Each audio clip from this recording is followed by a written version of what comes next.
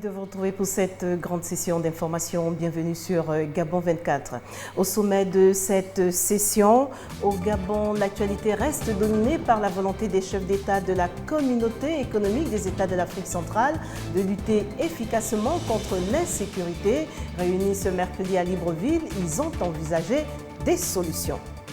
Vous verrez qu'au Mali, c'est finalement dans une salle de spectacle que s'est ouvert le procès d'Amadou Aya Sanogo ce 30 novembre. Le tribunal de Sikasso, à 380 km environ au sud de Bamako, était trop petit. Véritable spectacle entre les avocats de la défense et le parquet. Et puis, dans le monde, les adieux de Fidel Castro dominent encore l'actualité. Les Cubains de la capitale, la Havane, ont dit adieu à celui qui aura dominé près d'un demi-siècle la vie politique de la petite île des Caraïbes. Les funérailles de Comandante se poursuivront jusqu'à dimanche. Voilà pour le fil conducteur de cette session. Madame, Monsieur, voici votre journal. Et nous commençons par la page du Gabon. Tout d'abord, en bonne place de cette session, la tenue ce mercredi à Libreville du 8e sommet extraordinaire de la conférence des chefs d'État et de gouvernement de la communauté économique des États de l'Afrique centrale. Entouré par ses pairs, Ali Bongo Ndimba, président en exercice de la CEAC, a ouvert le sommet sur la situation politique et sécuritaire en Afrique centrale. Occasion pour ce dernier de présenter les enjeux du moment pour lutter fortement et efficacement contre le terrorisme notamment. Lariska Lormamengi, Mirandangé. Cette 8e session extraordinaire des chefs d'État, membres de la communauté économique des États de l'Afrique centrale, intervient dans un contexte international de lutte contre le terrorisme. En effet, le Tchad, le Cameroun, la République centrafricaine, la République démocratique du Congo constituent des pôles géographiques où les mouvements djihadistes opèrent depuis quelques années. D'où la multiplication de rencontres de haut niveau pour discuter des mesures d'urgence. Notre sous-région subit les effets néfastes de la crise mondiale, de la déstabilisation provoquée par divers groupes terroristes et aussi en partie de l'immigration clandestine. Pour mémoire, les questions politiques et sécuritaires de la communauté figurent parmi les priorités de la conférence des chefs d'État et de gouvernement de la CEAC. Fait plus récent, les assauts répétés de la célèbre secte Boko Haram, au nord du Cameroun précisément, à la frontière avec le Nigeria. Situation qui, selon le président en exercice de la CEAC, ne peuvent perdurer.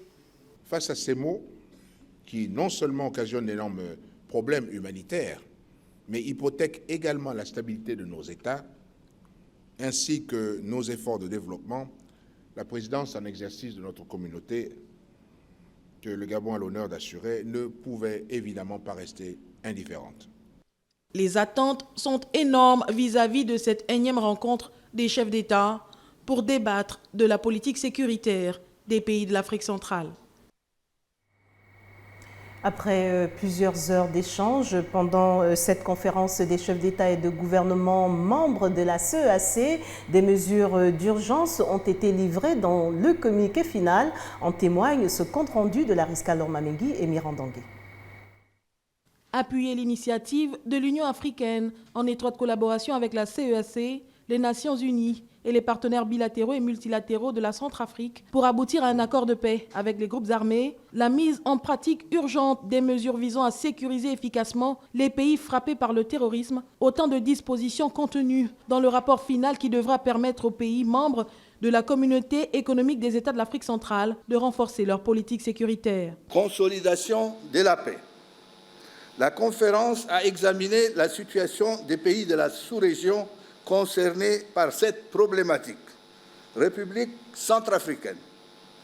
La conférence s'est félicitée des efforts déployés par les autorités centrafricaines pour la consolidation de la paix et les a encouragés à œuvrer pour la réconciliation nationale. La conférence a enfin félicité les autorités congolaises pour la poursuite de la tenue contre le groupe terroriste ougandais de forces démocratiques alliées, ADF, responsables d'actes d'assassinat contre les populations civiles dans le territoire de Béni, ainsi que pour les efforts de désarmement des FDLR et d'autres groupes armés à l'est du pays avec l'appui de la MINUSCO. Les actions visant à ramener la stabilité politique par voie de dialogue national ont été recommandées par la Convention en vue de favoriser la cohésion et la paix sociale. Et en marge de ce sommet extraordinaire de la CEAC, l'Institut de cancérologie d'Agondjé et la maison d'Alice, située dans l'enceinte du centre hospitalier de cette contrée au nord de Libreville, ont reçu la visite des premières dames du Gabon et du Rwanda. Objectif, présenter les avancées du Gabon dans le domaine de la lutte contre les cancers et les acquis en la matière. Kenny Ongori, Jospin Bombadianga. Un sommet des chefs d'État peut éclipser une visite, mais celle des premières dames du Gabon et du Rwanda en marge du sommet des chefs d'État de la communauté économique d'Afrique centrale n'est pas passée inaperçue. Sylvia Bongo Ondimbe et Jeannette Kagame ont ensemble fait le tour de 2 sites uniques dans la sous-région.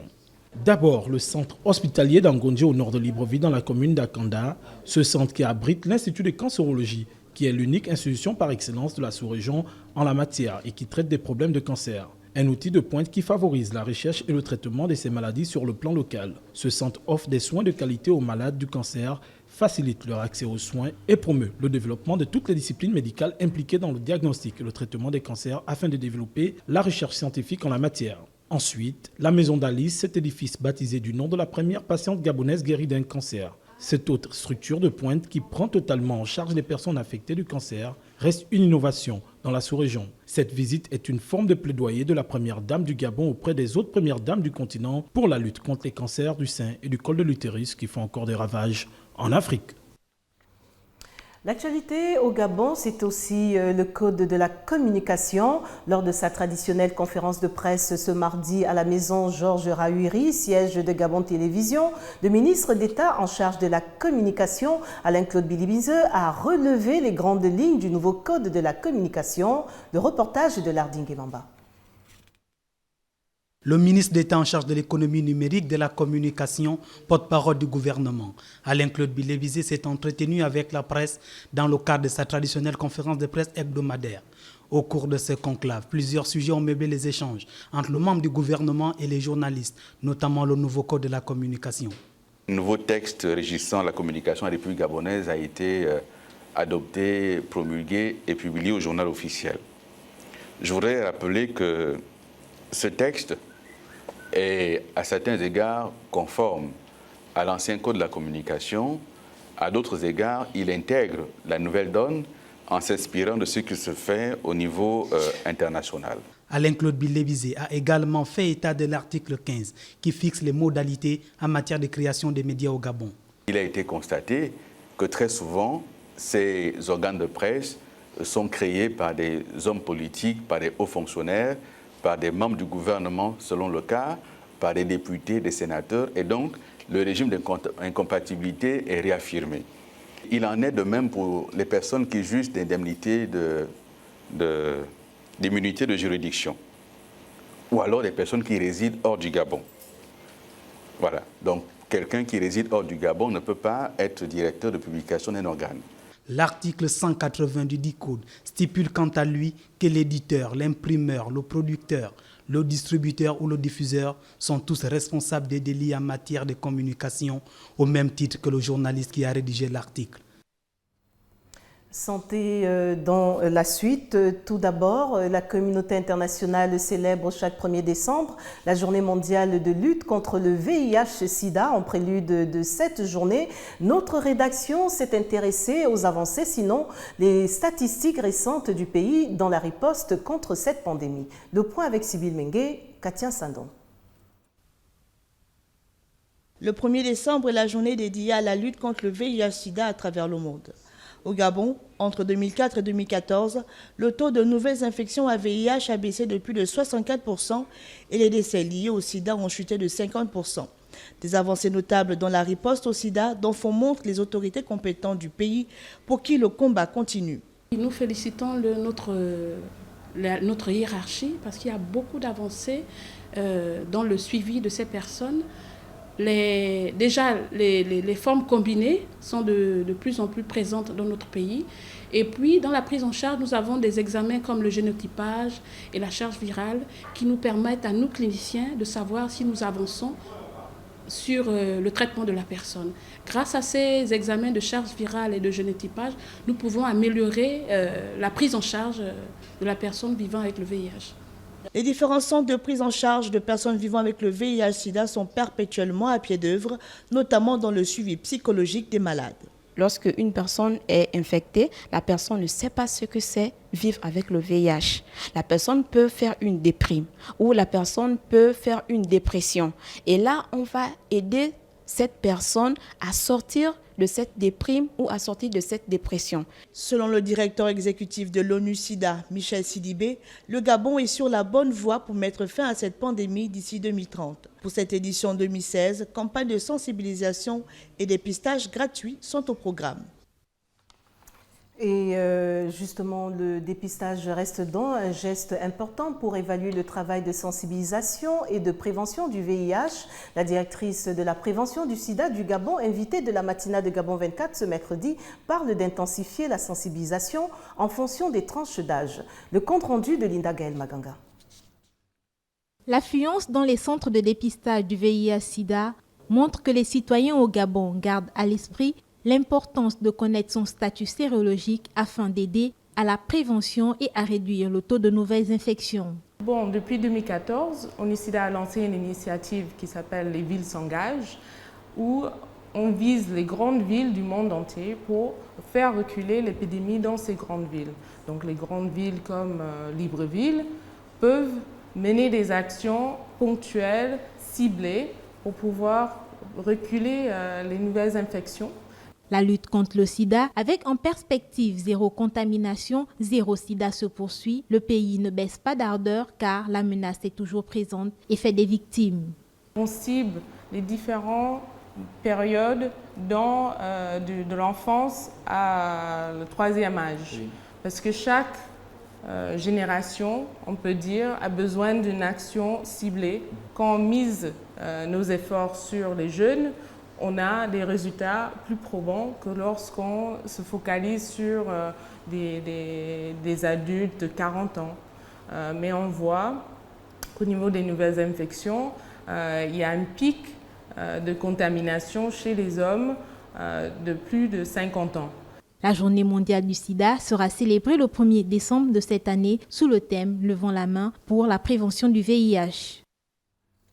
Et puis, en prélude de la journée mondiale de lutte contre le sida, célébrée dans chaque 1er décembre de l'année, le ministre de la Santé publique et de la population, le professeur Léon Zouba, a fait une déclaration ce mardi sur la journée contre le sida, placée sous le thème mondial « Levons la main pour la prévention du sida, les développements dans nos prochaines éditions d'information ». J'en viens et toujours au Gabon à une signature de convention entre le Conseil gabonais des chargeurs, le syndicat national des travailleurs du CGC et le syndicat des agents de la dite institution et qui ont donc signé ce mercredi une convention collective pour améliorer les conditions de travail des personnels en présence des responsables du ministère du Travail et de la direction de l'inspection du travail. Le point avec Andy Tungi, Nina Masunga. Après 2 ans de discussions fortes entre la direction générale du Conseil gabonais des chargeurs et les partenaires sociaux de l'établissement, la signature d'une convention collective a fini par voir le jour. La matérialisation de cet accord vient ici conforter la position des syndicats du Conseil gabonais des chargeurs qui revendiquaient une nouvelle règle de gestion des ressources humaines et dénonçaient le caractère unilatéral des règles du statut du personnel. Cette signature représente un espoir, une joie et, si vous voulez, une délibération parce qu'aujourd'hui, nous allons véritablement connaître ce qu'on appelle une réelle gestion des ressources humaines au sein du Conseil des chargeurs, ce qui n'a pas été le cas hier. Pour nous, c'est une partie de ces choses qui ont été faites aujourd'hui par rapport à la convention collective. Mais nous attendons que la direction générale continue et nous allons continuer à œuvrer pour que tous les problèmes qui sont sous-jacents puissent effectivement s'aplanir et qu'il y ait réellement, on va dire, des jours radieux. Il convient de signaler que la mise en œuvre de cette convention demeure un défi à relever par les parties à ce contrat social. Nous avons travaillé pendant quasiment 2 ans pour essayer d'aboutir à un accord d'établissement qui fasse en sorte que les travailleurs puissent trouver satisfaction et que la direction générale puisse concéder aux travailleurs des dispositions pourrait leur permettre de se sentir mieux à l'intérieur de l'établissement. Cette convention collective constitue une initiative majeure et historique pour la gouvernance sociale au Conseil gabonais des chargeurs. Direction Port-Gentil, la capitale économique du Gabon, où la montée des eaux représente un véritable danger pour les côtes de cette ville portuaire. Le phénomène facilité par le réchauffement climatique est combattu par les autorités de la commune qui ont déployé des méthodes et des techniques adéquates pour repousser la mer. Dorota Finizo s'en fait l'écho. La mer avançait progressivement sur les terres, détruisant la route et noyant les poteaux électriques, conséquence d'un réchauffement climatique annoncé. Ici, à Port-Gentil, capitale économique du Gabon, cette situation alarmante a conduit la municipalité de la ville côtière à prendre des mesures fortes en entreprenant un grand chantier de renforcement du front de mer. Le conseil municipal a pris une délibération autorisant le maire à effectuer les travaux sur le front de mer parce que nous avons remarqué qu'à cause du réchauffement climatique, à cause de l'érosion, la mer avait déjà entamé une partie de la chaussée. Et nous avons repoussé la mer sur 25 mètres. Nous avons mis un mur de protection en guise de paille planche et qui va permettre à la ville d'être sécurisée par rapport aux intempéries. En repoussant la mer sur 25, voire 40 mètres par endroit, la mairie de Port-Gentil agrémente cet espace de parc de loisirs, restaurants ou encore promenades. Une chose, c'est de protéger la ville avec cette façade maritime. Une autre est de permettre aux populations de venir également contempler la mer et d'avoir des places assises, d'avoir des jeux pour leurs enfants. Et tout cela, ça permet à la ville d'être une ville attractive, accueillante, une ville conviviale. Ce chantier de renforcement du front de mer de Port-Gentil doit encore se poursuivre sur environ 1 km. Il permettra également l'aménagement d'un espace baignade sécurisé et un quai pour pirogues, tout en contribuant à l'embellissement de la ville. Retour sur Libreville pour parler de la gestion des caprices de nos tout-petits. Les enfants en bas âge sont par nature capricieux et en période scolaire, il n'en est pas toujours aisé de les faire sortir du lit pour les conduire à l'école. Comment dans ce cas réussir à les gérer en cette période difficile? Esquisse de réponse dans ce reportage de Sybille Mengue, Katia Sandon. Être parent n'est pas toujours du gâteau, surtout en période scolaire où nos tout-petits ont du mal à suivre le rythme imposé et préfèrent parfois ne pas du tout sortir du lit. Nos bouts de choux, qui sont par nature capricieux, le deviennent encore plus, ce qui n'est pas pour alléger la tâche des parents. Pour les motiver, on est gentil. Grâce, réveille-toi, on va partir. Il y a des moments où ça passe très vite. Mais il y a d'autres moments où il faut tonner un peu pour que ça aille un peu plus rapidement. Aussi simple que ça. C'est vrai que les matinées sont changeantes, il y a des jours où ils sont motivés eux-mêmes et parfois c'est de temps plus compliqué et à partir de ce moment on essaye de s'y atteler en l'aidant, parfois en rigolant le matin. Pour les enseignants du pré-primaire, la tâche également n'est pas toujours facile face à nos petits anges capricieux lorsqu'ils arrivent en classe. L'arme secrète serait donc la disponibilité. Il y en a qui arrivent un peu endormis et puis il y en a qui arrivent déjà très très chauds. En général, quand ils arrivent le matin, on a ce qu'on appelle le temps d'accueil. L'éducatrice est là, c'est elle qui doit être là avant les enfants. Ainsi, pour les parents qui ont du mal avec leur tout petit le matin, qui par caprice ne veulent pas sortir du lit et ne pas aller à l'école, dialoguer serait l'arme sûre. Beaucoup de dialogue, parce que l'enfant, il faut parler avec. Pour ces tout petits en phase d'apprentissage, l'écoute, le dialogue et la disponibilité sont des atouts majeurs pour les aider également à mieux assimiler les cours. Poursuivons avec les actualités du continent. Tout d'abord au Mali, le chef de l'ex-junte malienne Amadou Sanogo est jugé devant la cour d'assises à Sikasso au sud du Mali pour assassinat et complicité d'assassinat de militaires dont les corps ont été retrouvés dans un charnier en 2013. Les détails avec Alex Nkogé.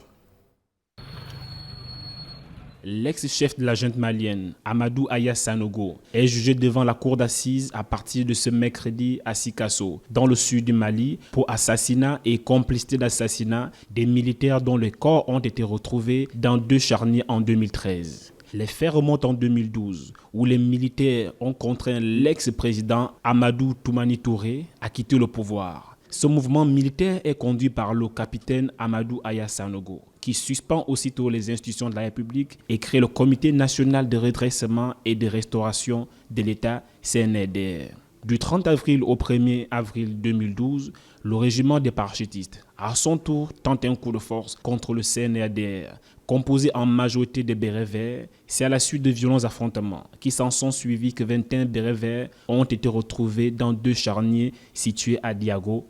Une enquête a été ouverte et 28 militaires ont été inculpés, dont le capitaine Amadou Aya Sanogo. Pour le procureur général près de la cour d'appel de Bamako, Mamadou Lamine Koulibaly, toutes les conditions sont réunies pour garantir une bonne tenue de ce procès qui va s'étendre sur plusieurs jours, voire plusieurs semaines. Et nous refermons cette page de l'actualité africaine au Rwanda, où le parquet rwandais a annoncé mardi soir l'ouverture d'une enquête sur le rôle de 20 responsables français dans le génocide de 1994. Le Rwanda accuse depuis des années la France de participation dans les massacres qui, à partir d'avril 1994, a fait environ 800 000 morts, essentiellement parmi les minorités Tutsis. Le procureur général du Rwanda, Richard Muhumuza, demande donc aux autorités françaises de coopérer. Le récit de Nardingue Mamba.